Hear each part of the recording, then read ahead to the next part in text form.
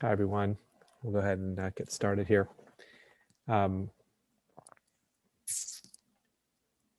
in my last book, one of the early chapters talks about two approaches to happiness or well-being, and the first approach that I talk about in that chapter is the one that we're all quite familiar with, of basically trying to doing whatever we can to create, manifest those experiences and circumstances that we find ourselves drawn to experience, that we feel are consonant with our own visions of what we want in our life, that bring us joy, relationships, work, circumstances, and so on, and that we're inclined towards, and to try to create a more joyful life of well-being and contentment and so on. And that's a very natural thing that we do as humans, it would seem. And what I talk about in my work, and we explore in these meetings, is what I call another approach to well-being, and that it's not mutually exclusive from the first approach, but is one that is really about discovering something that's present within all of our experience, that is not doesn't base or it isn't really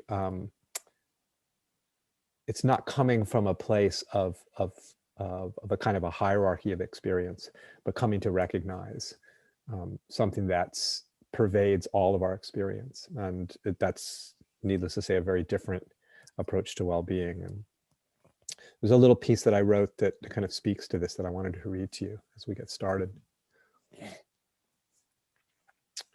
To be sure, we have a seemingly endless array of words to describe and categorize our experiences.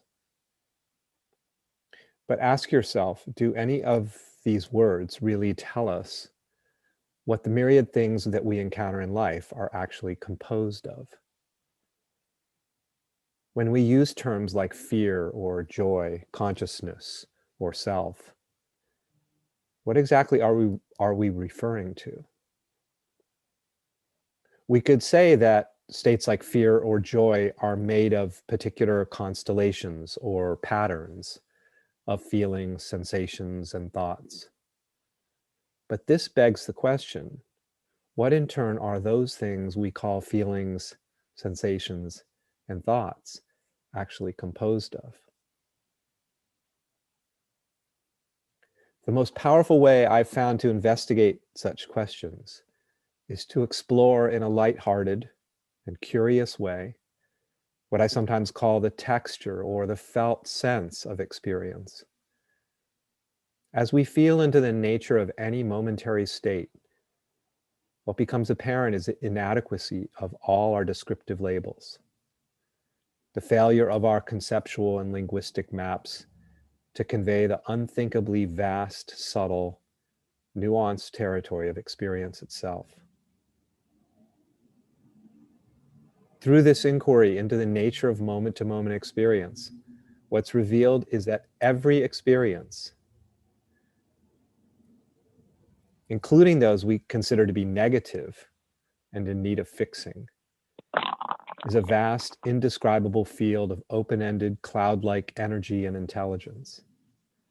Happiness, sorrow, pleasure, pain, joy, anger, jealousy, gratitude, no matter how we might define such experiences, every moment turns out, upon closer examination, to be a complete free fall into endless openness, subtlety, nuance, lusciousness, and depth. It's fine, of course, to continue trying to live life as skillfully and artfully as we can, minimizing those states of mind and circumstances we think of as undesirable, while maximizing those we consider, based on our descriptions, to be more desirous. But while we engage in this more conventional approach to realizing a happy and fulfilled life, we can at the same time investigate life itself. And in so doing, discover that all experiences, including the ones we imagine ourselves stuck in, or troubled by are expressions of the most sublime and astonishing energy and vitality. I invite you to enter into this inquiry that you might discover the profound freedom and well-being that lies in the heart of every moment.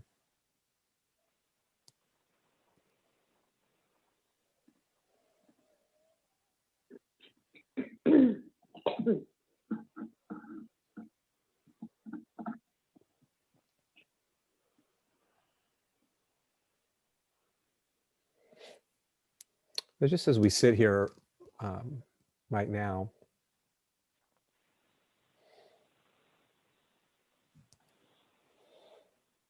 I invite you to just feel the way in which everything that's occurring, every experience, every moment, every instant, every perception, everything we might call a thought, everything we might call a feeling, a sensation, all of it. Notice the way in which it is inexplicably being generated somehow. Something is creating what's here. Somehow what's here is being generated in a way that we can't possibly know or conceive. I mean, just feel the presence of this moment, the arising of this moment, the appearance of what's here in the instant that it's here, which is the only thing we can notice, this instant. It's like an engine is turned on, and an engine of aliveness, of life itself, that's generating what's here, that's generating all of it, including what we think of as ourselves. If you just feel your own aliveness right now, the presence of life itself, it's undeniable, isn't it, that vitality and aliveness is here, that life is here, that being is here, existence is here. How is this being generated? This is being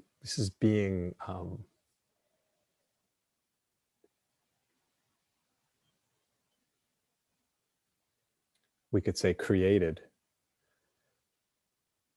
The rising of this moment is being generated somehow, effortlessly. It's just here. This moment is just here. Everything about this moment, a full flow of experience in all the different ways we might describe it, all of it is being produced, generated, created in this instant by something we know not what it is. We can't possibly know. It's pure mystery, pure inconceivability.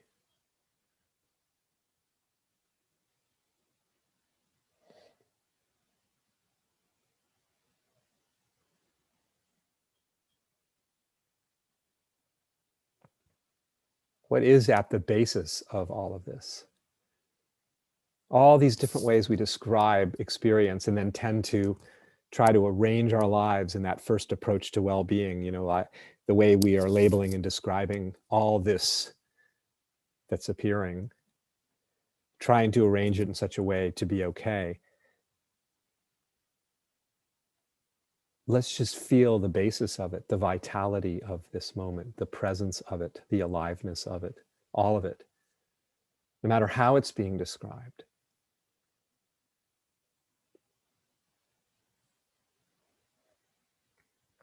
It's all made of one inexplicable thing, one inconceivable, mysterious, unknowable basis.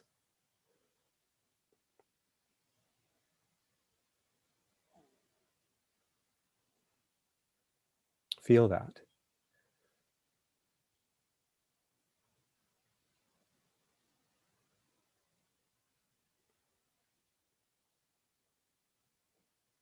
No matter where we might travel in the field of experience, no matter where consciousness might explore in the field of experience or encounter in the field of experience, It's not merely encountering what's being described in the way it's being described. It's encountering life itself. It's encountering reality itself, just in a different form. In that sense, no matter where we go, we always find the same thing. We find life, we find existence, we find the presence of what is.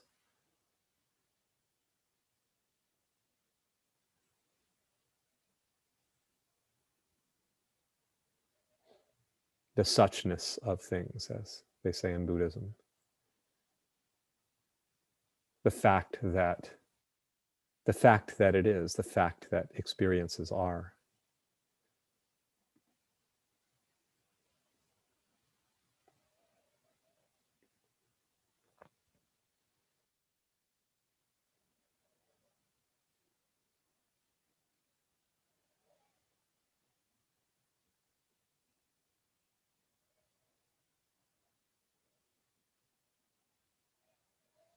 Just feel the presence of this moment. Don't even bother trying to figure out what it is or apply some label to it, because ultimately it is beyond all labels and all descriptions. Just keep feeling into the presence of what's here. It has no name.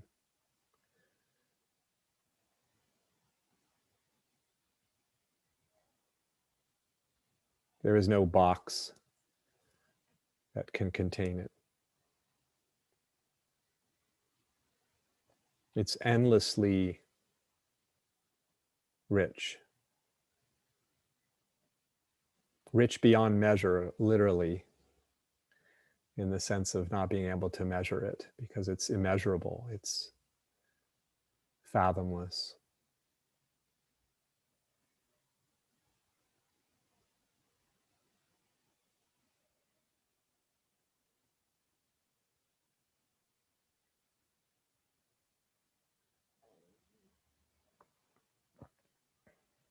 Just feeling the presence of what's here.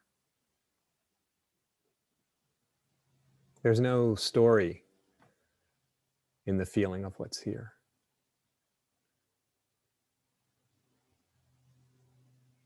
There's just a feeling of what's here, the felt sense of it, the sheer existence of it.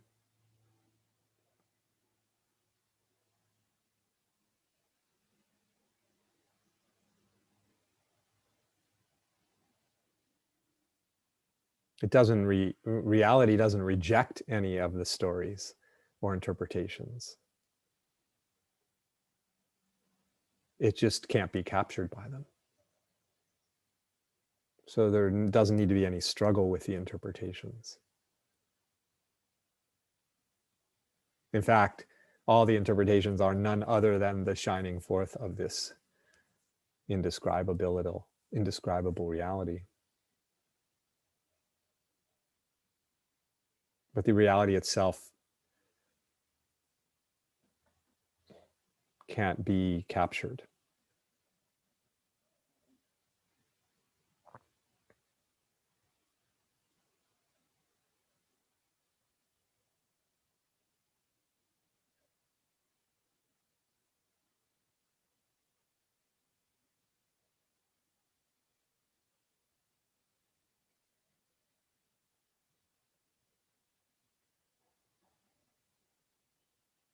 So we're not actually stuck in or limited by any of the descriptions, because the descriptions aren't ultimately true.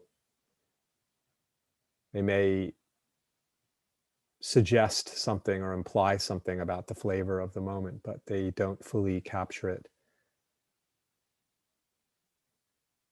And so in the felt sense of the moment, there's no bondage, there's no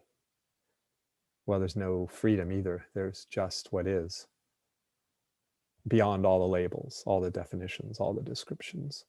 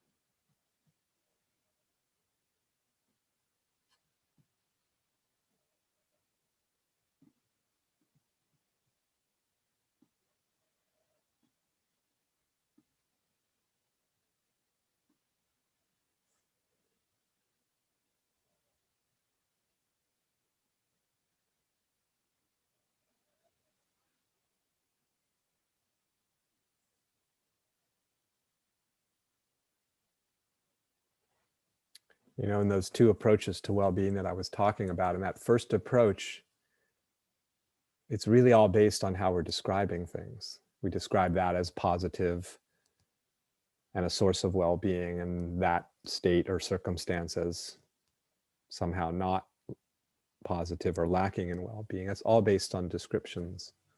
And, you know, it is what it is. It's one of the ways to orient to reality. It's kind of the ordinary way humans tend to relate to things.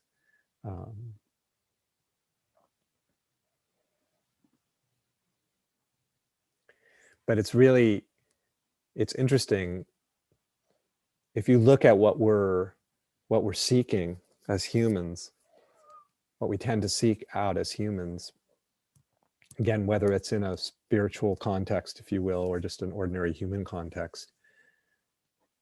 You know, for example,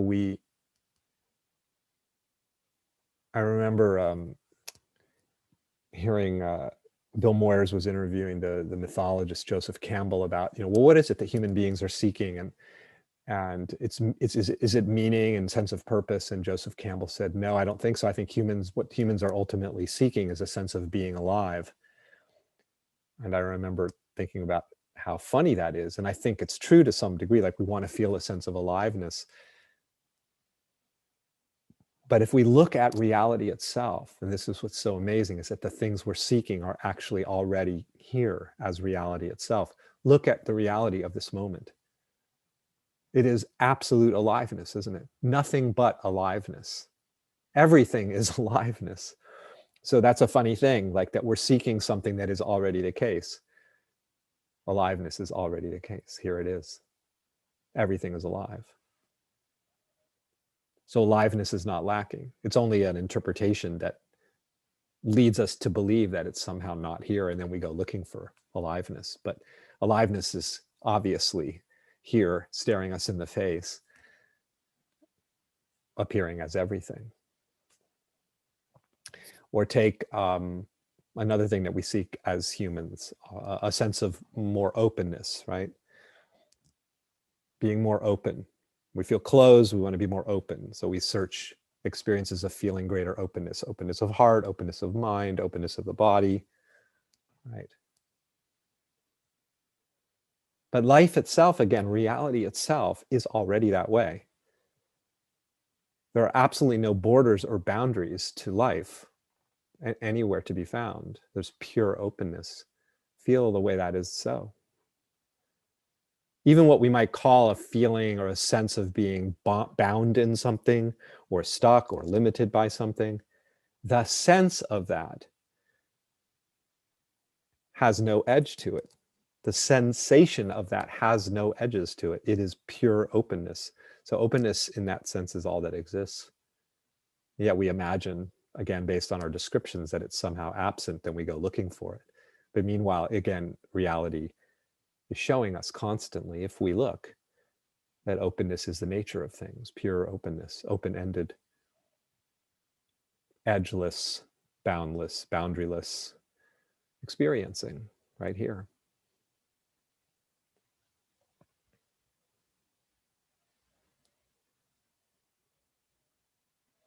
Or another thing, of course, especially as spiritual seekers, we seek to be more awake, more aware. But if we just notice what's actually here, as life itself, as existence itself, as experience itself, it is nothing but wakefulness. By its very nature, by definition, this moment is awake. All there ever is the knowing of the moment. What else is there? I can't imagine anything else but the knowing of the moment. So wakefulness, awareness, that we tend to imagine is not here, and then we have to go find it through X, Y, and Z efforts and practices, is the very nature of each moment, is pure wakefulness.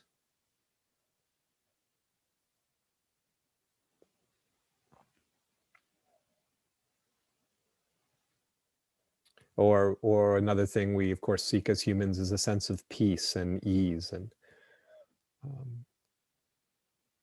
being at ease. So we do X, Y, and Z to try to achieve a greater sense of peace and ease. But again, if we look at life itself,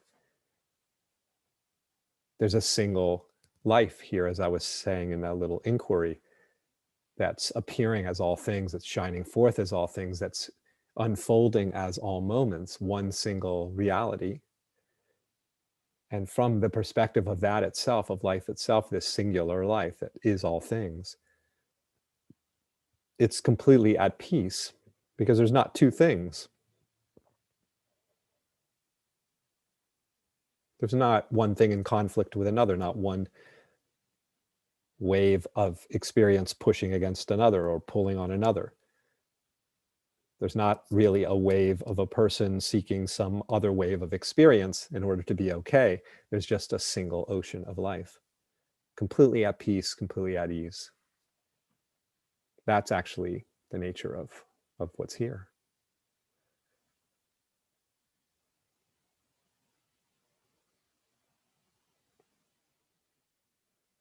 We seek a sense of stability, but reality itself is completely stable. It's always itself. It never departs from itself, even though it's constantly changing.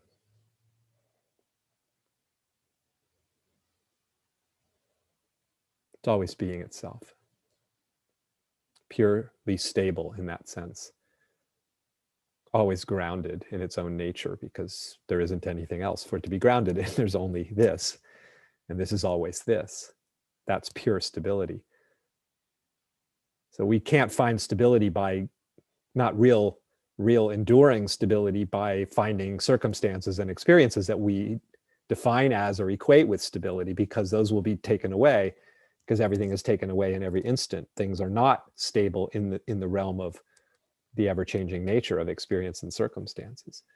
The stability is found in this that is ever present, which is reality itself, always present, and yet always changing, paradoxically.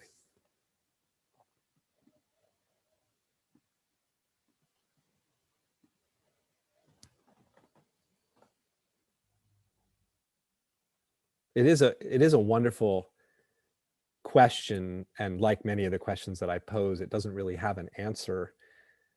But the exploration of the question is somehow can be quite powerful. Like, what is doing this moment? How is this moment coming about? And who's exploring?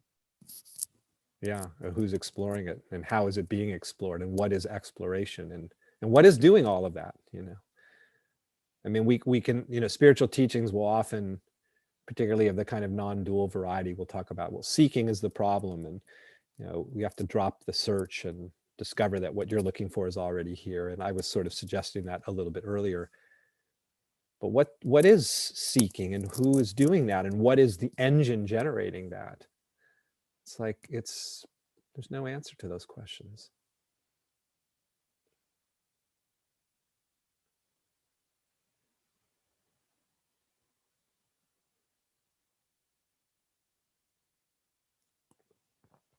And then no answer to the question of, say, what is seeking, even as a phenomena,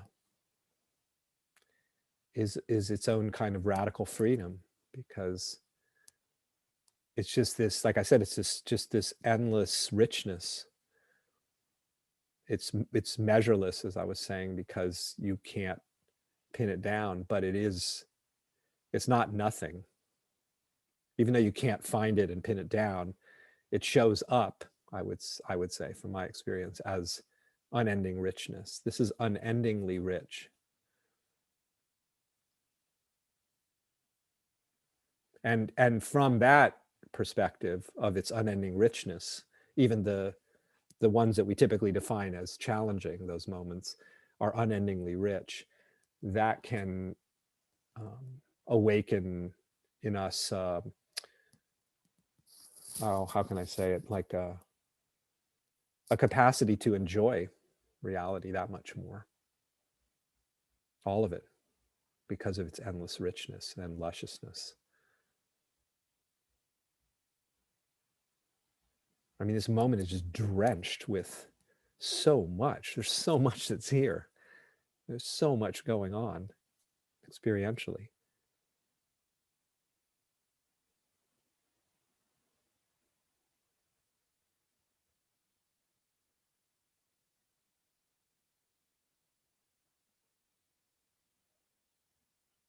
It's only an idea that would ever imagine this is somehow lacking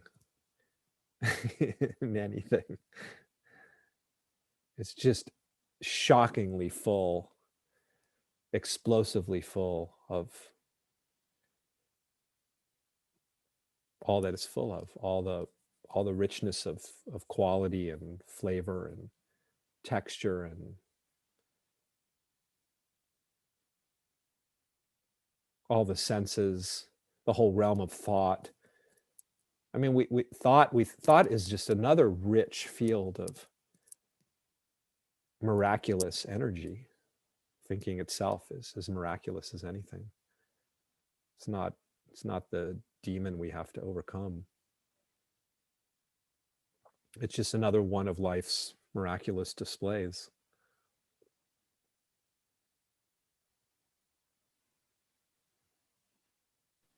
Another miraculous display is how many people walking around completely clueless in their certainty Mm-hmm. and still able to function fairly well. Mm-hmm. Yeah. Right. Fairly well. Yeah. Yeah. And as much as we could say there's a fair amount of fairly well functioning going on, there would appear to be a fair amount of suffering going on as well. That I am definitely struck by that. And the students that like if I look at my grad students, for example, that I have a lot of contact with, and many of them are quite young, not all of them, but in their you know mid to late 20s, early 30s. Um,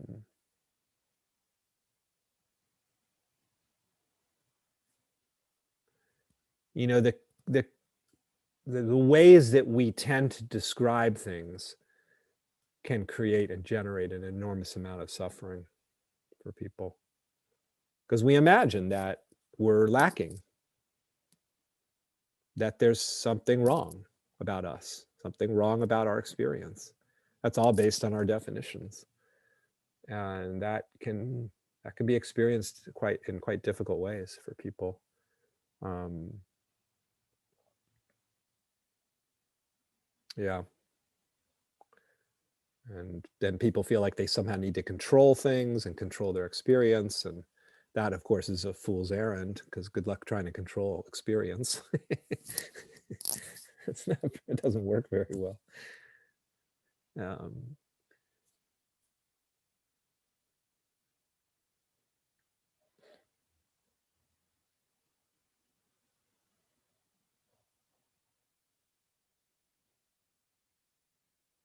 yeah, if you painted it in a very stark way or somewhat stark way, you'd say like the kind of more consensus reality view of being a vulnerable,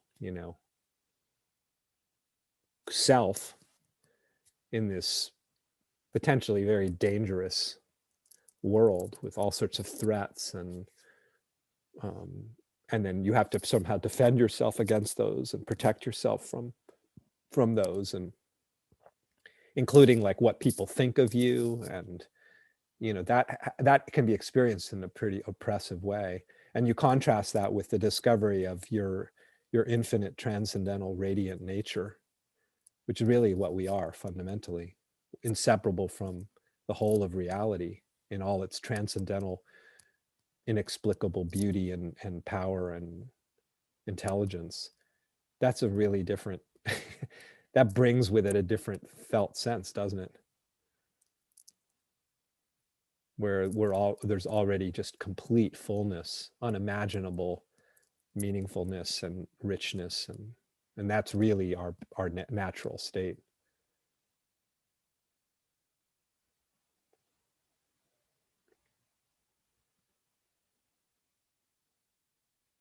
It's like a little innocent misunderstanding of what we are that leads us to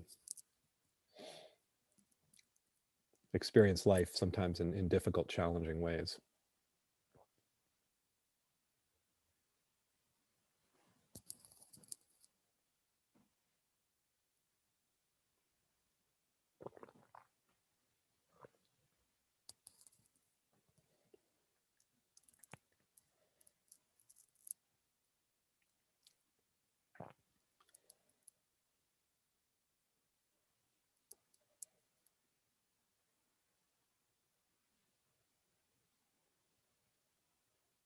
It's like being the sun and looking for light.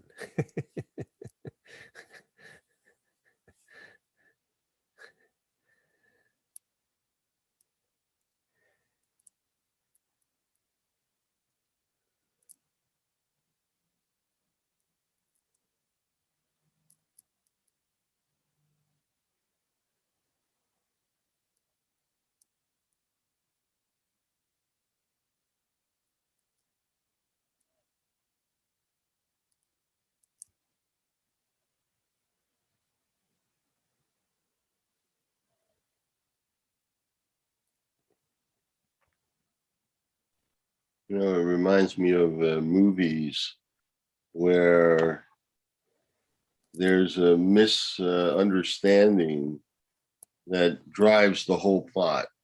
Mm-hmm. You know, and you know, you want to yell at the screen, you know, just talk to each other, or you know, this is a simple misunderstanding. But then the movie would end, you know, and then there wouldn't be any purpose to the movie at all. Mm-hmm. Yeah.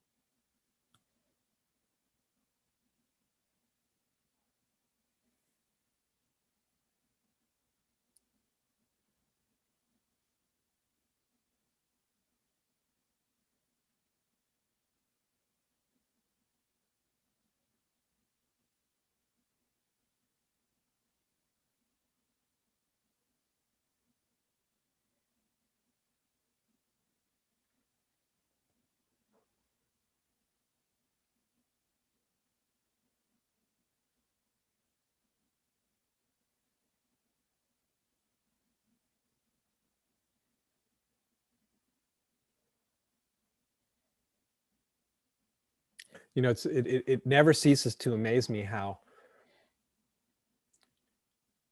just flat out wrong our conceptions of things can be. Like, you know, the idea that there's like, for example, the feeling we can have, or the notion we can have of things being kind of same old, you know, like this is kind of mundane, boring, you know, run of the mill. I'm doing the same thing I've been doing, you know, the same routines. That's not our actual experience. It's a concept. Because our actual experience is complete surprise. This moment is a complete surprise. And the next moment is entirely unpredictable. The next instant. and doesn't repeat. It's distinct, isn't it? That's our actual experience. Everything's surprising. Everything is new. Nothing has ever been encountered before. That's our experience. But the way we describe reality would suggest something entirely different. Like, oh yeah, I've encountered this. I've seen this before. I've felt this before. I've encountered this before. And then we haven't, not experientially. Experience is unencountered, not encountered before.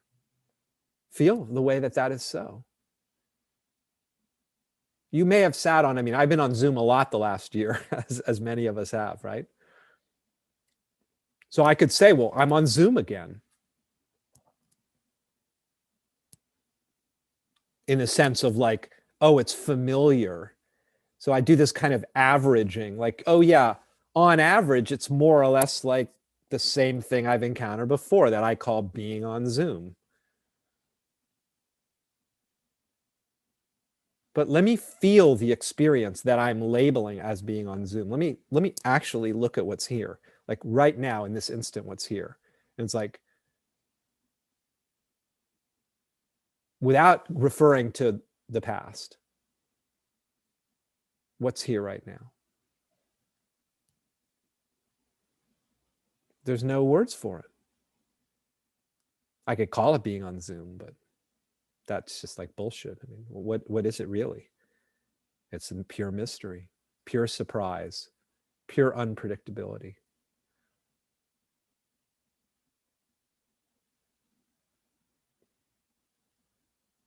I knew you were going to say that. I know. Nothing repeats except John. He's always saying the same damn thing. Except you've never heard this before, even if you may think you've heard it before. You've never heard it in this particular way. I've never said it in this particular way. I mean, even in the subtlest, like the tone of my voice and the particularities of what's going on in the moment with the way perception is occurring and things are being heard. And I mean, isn't it just astonishing? It's like every little aspect of, even at the bodily level, like all the cells firing in the particular ways that there's firing, and the neurons and the nervous system and the cardiovascular system and the immune system and all these, like, are they being the same way that they were a second ago? No, they're exactly like they are right now. And same with the whole environment and everything about it, the light, way it's reflecting, all of it. It's amazing. It's so amazing. So we're just, this is the ride we're on, this extraordinary ride in every instant. I mean, how amazing is that? How amazing that is. It's always amazing, actually.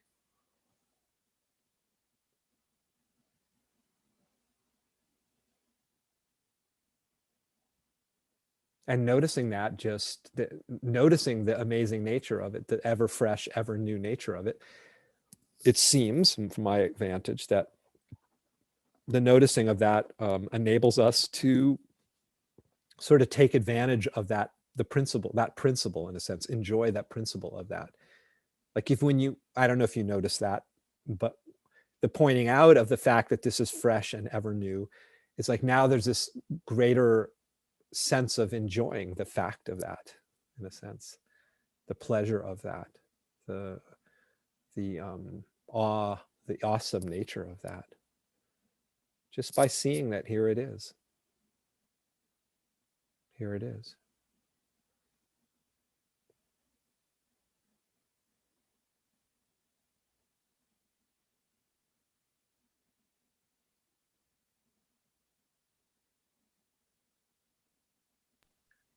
But is that innately pleasurable, or is it?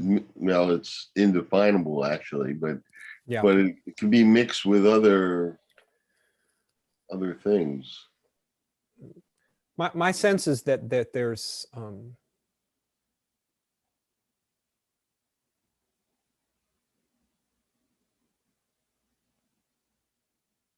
If you think about experiences like on a kind of a spectrum, and or the different dimensions of experience, like a given experience, and and at the level of its kind of conventional description, there's these very sort of defined categories of this is good, this is bad, this is positive, this is negative, this is pleasurable, this is painful, and we all know that dimension of experience quite well, right? But as you sort of travel down the rabbit hole of what experience is, you feel your way into the presence of it, like we were doing at the beginning of the call. You discover this other, I would call kind of the transcendental dimension of it, the indescribable dimension of it, the unfathomable dimension of it, the feeling of it, which is not describable.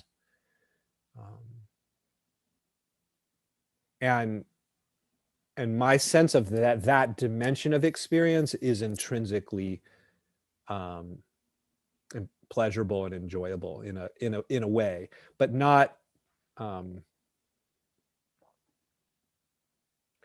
I mean, words are tricky here. I know, because we think of words in terms of their contrasting, you know, they're contrasting words like pleasure as opposed to painful, and in a sense, it's not quite that. It's like um,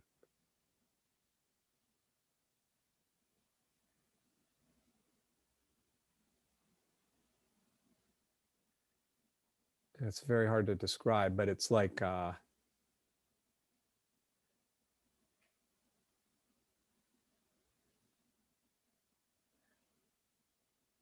it's sort of like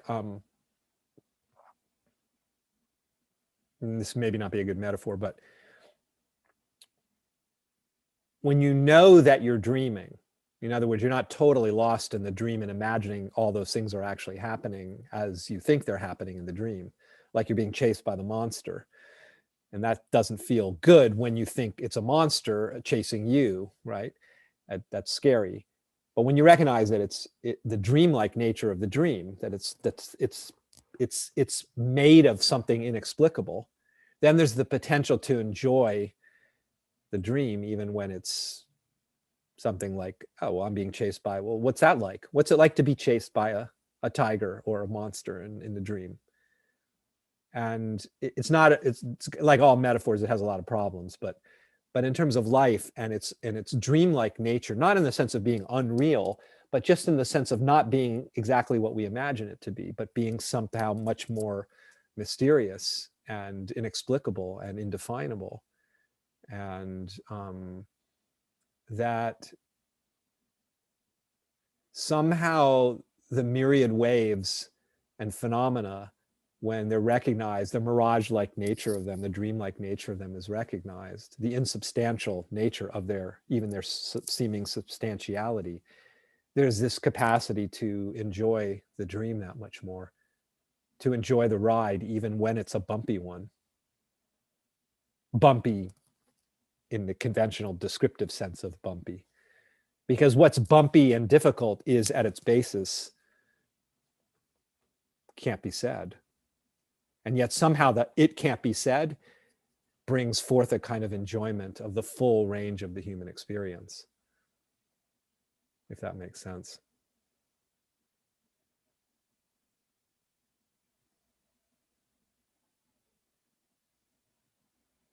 Somehow, at least this is, again, just speaking from here, what it seems like to me is that at the basis of everything, even though it can't be pinned down or defined, it's fundamentally, profoundly um,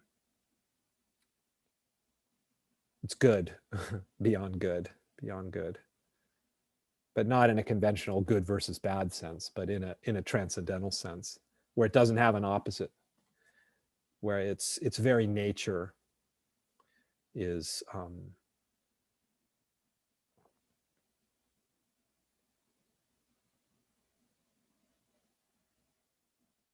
yeah, it's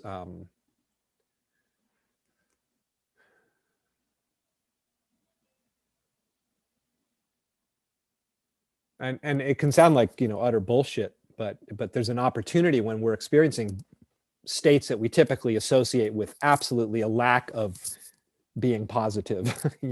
They're very painful, they're very difficult. And in those moments, we have an opportunity to explore their nature, their basis. What are they made of? What is it? What is it actually?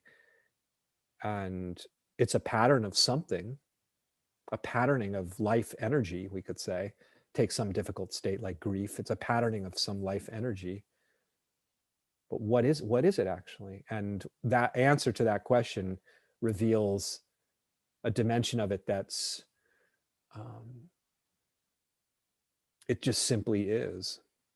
And in the it just simply is, it's neutral in the sense of not classically positive or negative. It's neutral, but it's not a bland neutrality. It's not a lifeless neutrality. It's very alive. Everything is very alive. And in that aliveness of even the difficult, conventionally speaking, moments, in that aliveness, there is, well, the Tibetans talk about how even the afflictive states of mind, classically thought of afflictive states of mind, are pure power. They're pure empowerment because they hold the force of the cosmos itself, which of course they do, because everything holds the force of the cosmos itself. So in that sense, everything is empowering, powered with the intelligence of reality, the vitality of reality, the consciousness of reality. One way to express that is if you narrow it down to like one sense, like taste. Yeah. No matter what the taste is, there's something inherently good or valuable in being able to taste. Right. And so independent of what the taste actually is. Right. Yeah. Right. Exactly. It's like the miracle of experiencing itself, that itself is. It's sort of, I'll sometimes use the metaphor of the light and what the light is showing, the light show. And let's just say this is a light show, and our attention tends to be on what's playing. What is the light show? Is it a pleasant story, or is it a terrifying, difficult, painful story? That's the light show, is the display showing. And then we try to arrange our lives in such a way to have more pleasurable light shows and less of the difficult light shows, so to speak. Or we look at the light show of what's going on in the world, we want to make it a better light show, and all of that's very understandable. But I'm saying, like, what is it like to explore the light itself and reorient? We don't have to do this all the time, we don't have to live our lives this way, but we can spend some time reorienting attention from what is playing on the screen to the light itself. Like, what is this? Let's say this is a light show, and a moment of great heartbreak is the light show, but what is the light itself that's showing up as that moment? What is the light of reality? What does the light itself feel like? So not so much the content. It's sort of like, if we look at thought, which is often the boogeyman, in spirituality that we have to get beyond. If you relax the habit of attending so much to the content of thinking, the story that the thought is telling you, and then just go to the substance of thought itself. In other words, what thought is made of, the presence, the energy of thought itself. If there's no problem there, it's just a miraculous display, isn't it, of thinking. See the difference? It's quite a difference, rather than focusing on what the story is telling us about thought. But the presence of what is thought, like you said, like what is tasting, like the miracle of tasting itself, the miracle of thinking itself. What is thought? It's an absolute subtle beyond subtle display of God knows what. And that's a really we're like getting to the basis of like not what the content is of positive or negative thinking, but just the fact that it is there, the presence of thought itself, or anything, like you say, any taste. Less on what is the particular taste, but rather the fact of tasting itself.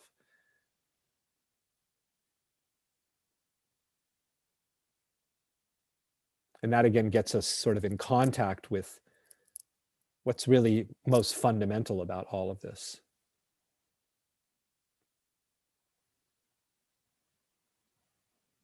Whether we're labeling it as positive or negative, or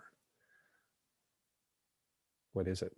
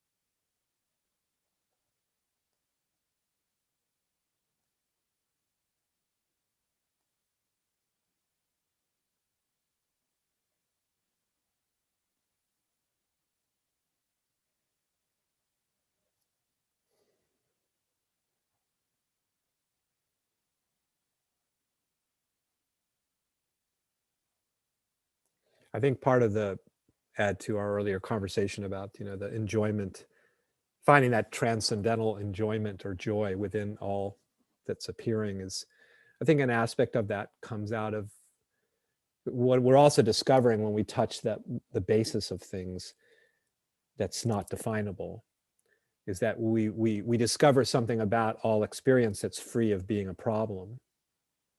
Because what does that mean, that something's a problem? That's a definition, right? And in that sense, it's enjoyable to discover the problem-free nature of what's here, or that dimension of experience that's in its uncharacterizability is free of all problems, all imperfections, all limitations. And that feels good. In it, for the human, to the human, that's enjoyable, liberating.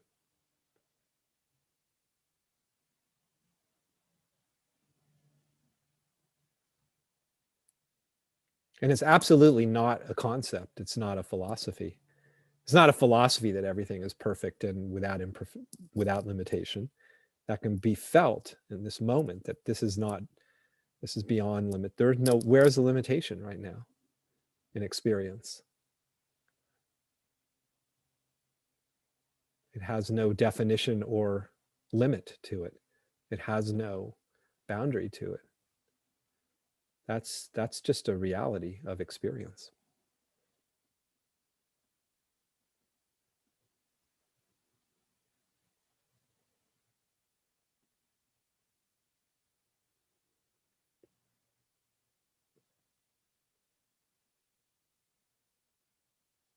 And it's not like we're somehow separate from that limitless experience, like noticing it from afar, observing it from afar is what we are. Whatever, I mean, because whatever we might be is only known as experience. So we are this limitless experience. We're not separate from it. There's no separation.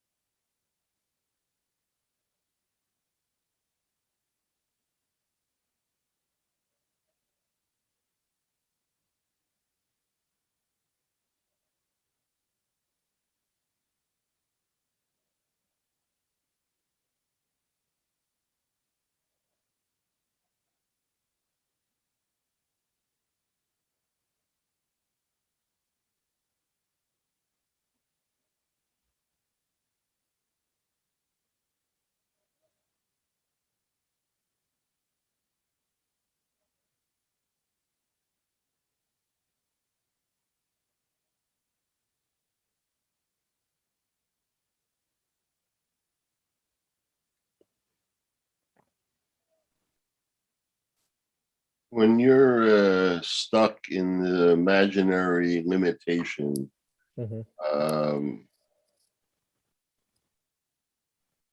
what do you do to expand?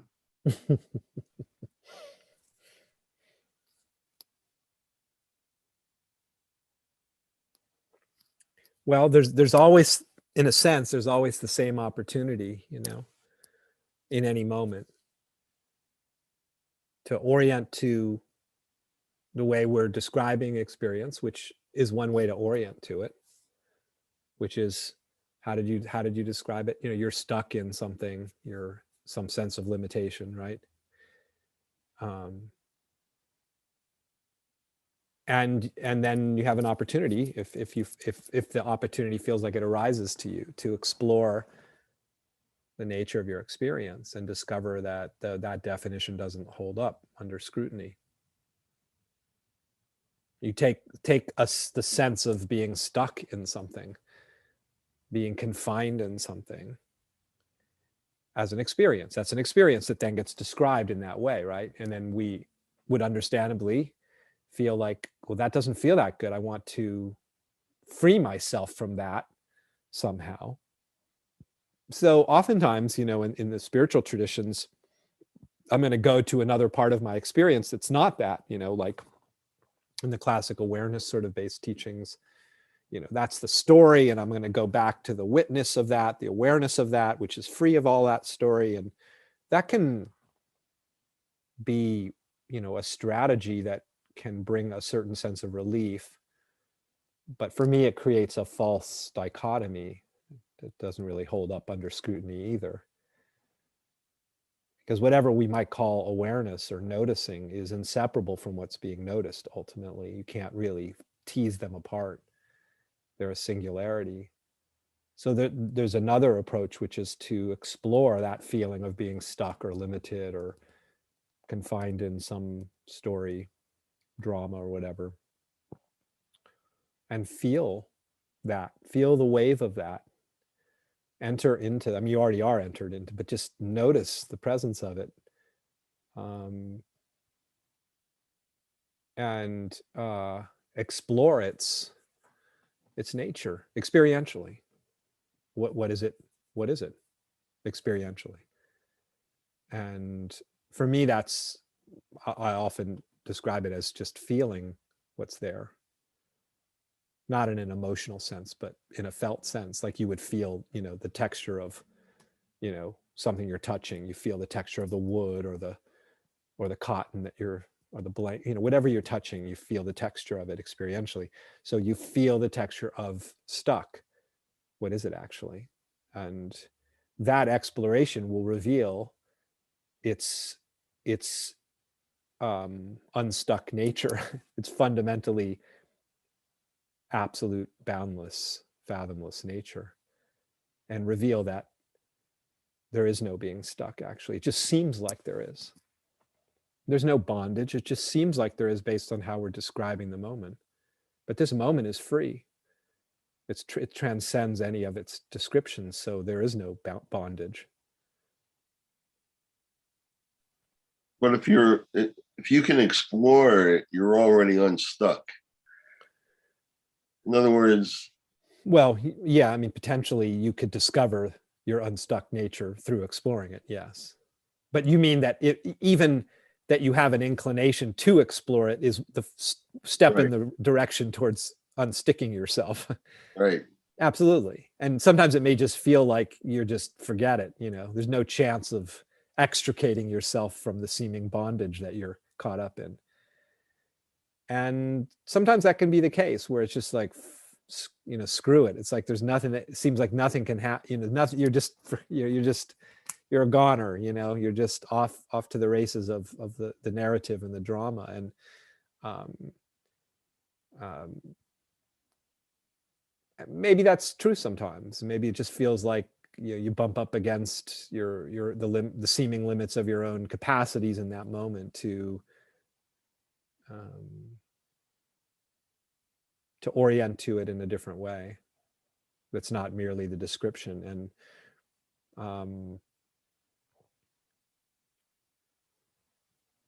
it seems like we often have not an we often it seems if we do have a kind of freedom to move awareness, to move attention in particular ways, and to the extent that you can take advantage of that capacity, then take advantage of it to explore experience. And in the moments when you feel like you can't, then you can't.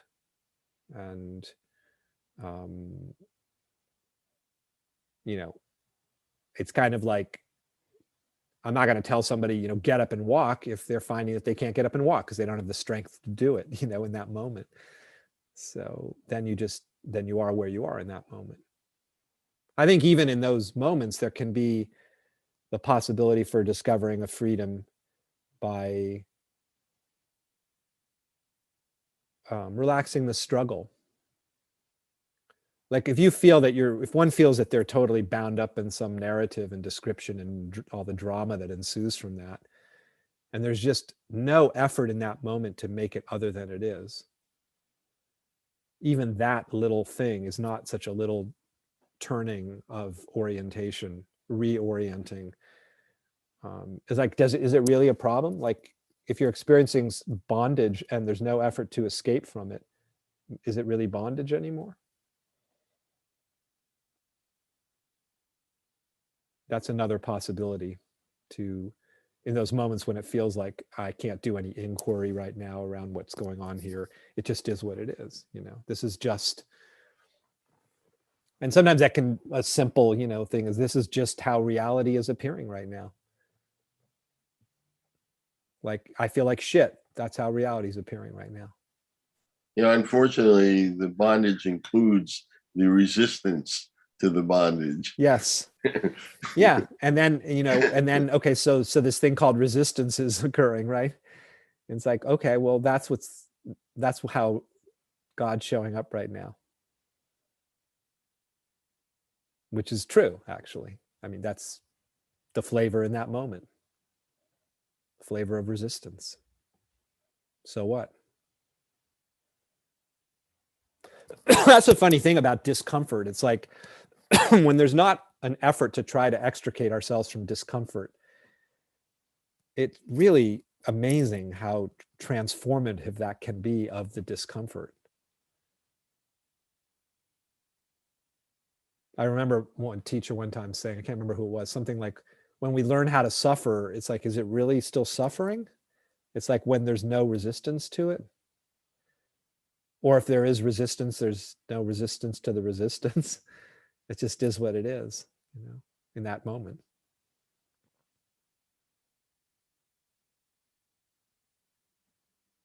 The other thing, if we have the wherewithal in the moment to notice it, Ed, is to notice the dynamic nature of it, that we tend to reify phenomena, right, through our descriptions and the narrative. It reifies the event and the experience as being something, right? But if we have the wherewithal to notice the dynamic nature of what's here, as we were saying earlier, the freshness of every instant, the constant morphing nature of phenomena, that can also awaken us to our intrinsic freedom from the intrinsic freedom of everything. It's free from what it was in the last instant. In the next instant, it's free of that, isn't it? Self-liberation upon arising, as the Tibetans say. Everything self-liberates in the instant. Gone, poof. Literally. And there's a possibility of seeing that, if that possibility is there, to your point. Maybe sometimes it feels like I just can't see that, and it just feels like it's got this persistent continuity despite its ever-changing nature. It sure seems like it's sticking around and has a certain kind of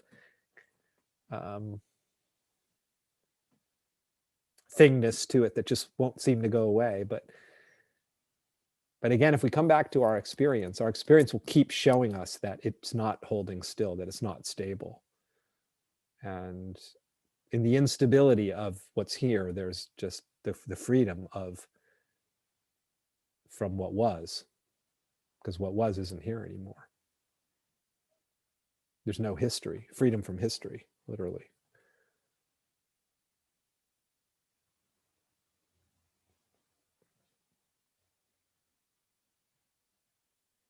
I mean, it's extraordinary to me, like how true that is to our experience, that we've been here for almost an hour and a half, and whatever has occurred over this hour and a half of time, where is it now? There's this.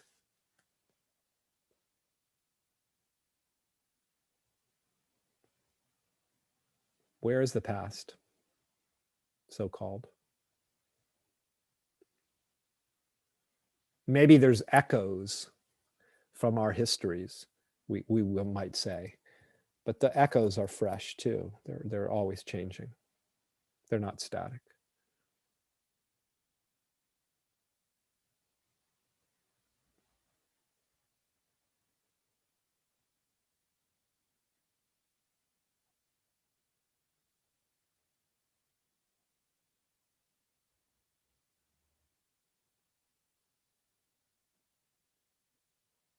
Like every instant the universe goes, fresh start. Start over. Everything's forgiven. Everything's been let go of. And here's what's here now.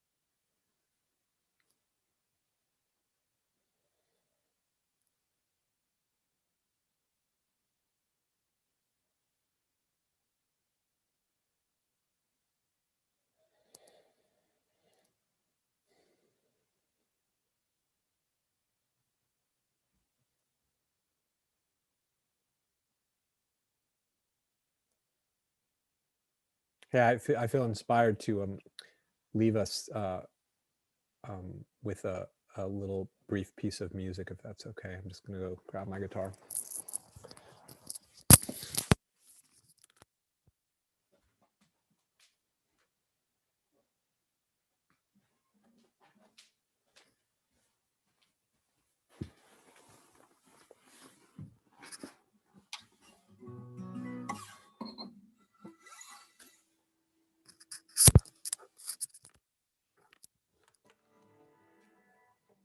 Sorry about that.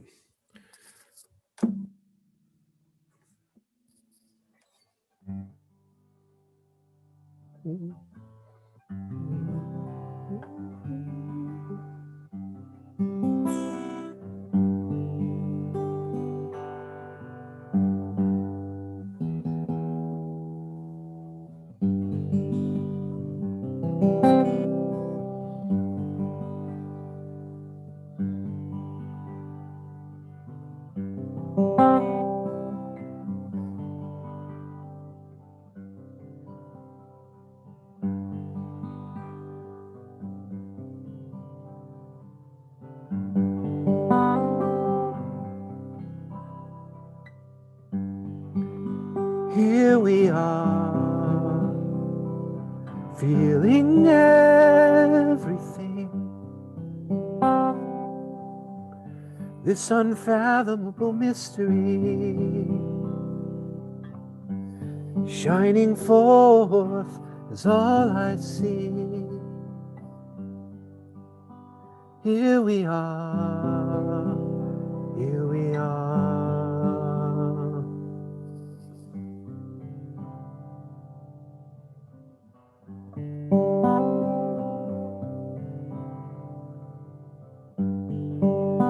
Here we are, knowing everything.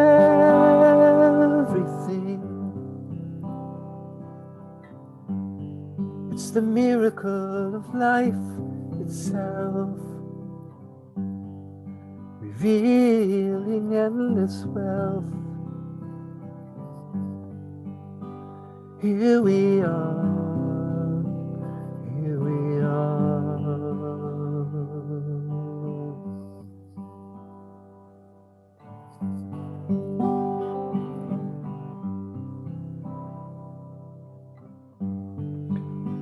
Here we are, feeling everything.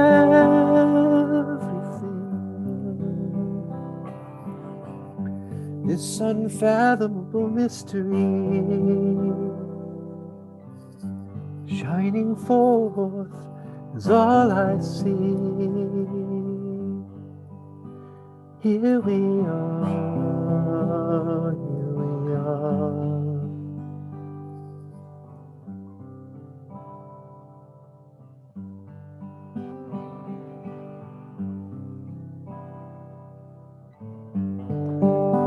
Here we are, knowing everything. It's the miracle of life itself, revealing endless wealth.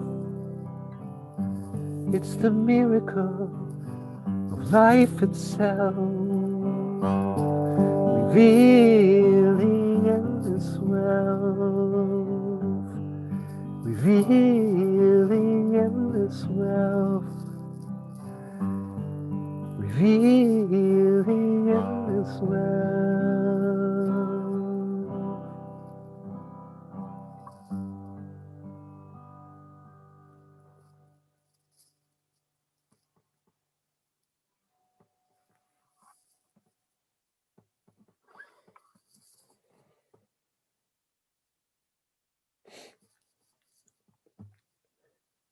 That feels like a good note to end on. Thanks for joining with me on another Sunday, and hope to see you down the road. Take good care. Have a great rest of your Sunday. Thank you, John. Thank you. Thank you. Hi.